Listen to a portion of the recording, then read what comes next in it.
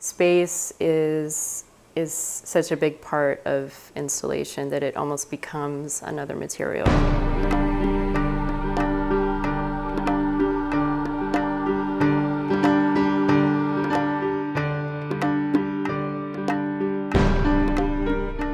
I grew up moving a lot, being in different homes and kind of having that disjointed idea of the past and home and domestic places. I was born in Rwanda, and then we lived in Africa for about 5 years off and on, and we were packing a lot, you know, and that had an impact on the work that I'm doing now.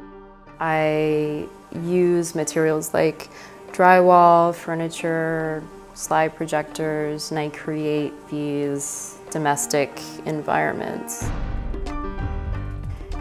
Because of the materials that I'm using, it prompts the behavior that you need in that kind of environment, you know? So it's really about kind of these generic images of the past, you know, that's my point of entry.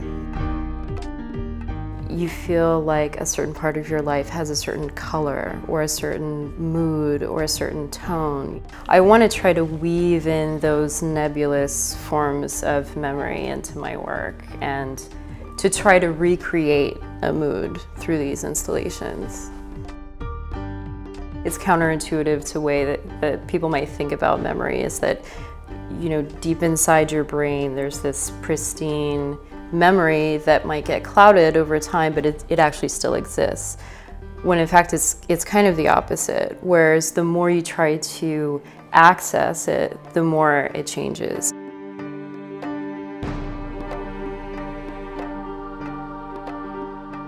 When I'm thinking about these installations, there's usually a stage of reading a lot, writing a lot, drawing a lot, and then once I get to my studio, it's really just about playing with materials and experimenting. When I do work on paper with flocking or, you know, tempera or acrylic or whatever, that's really kind of a thinking tool for me. It helps me work with materials to kind of flesh out some of the ideas with the installations. Because it's just these little particles, there's a tool that dispenses the flocking. So you can make a very thick covering, so it almost starts to look like fabric. I'm kind of appropriating these different cameo shapes, you know, use kind of these ready-made mats that I'll get in picture frames and make different compositions and use this flocking to make these drawings. I don't have a prescribed narrative to these installations. It's something familiar, but it's also something very strange and disconcerting.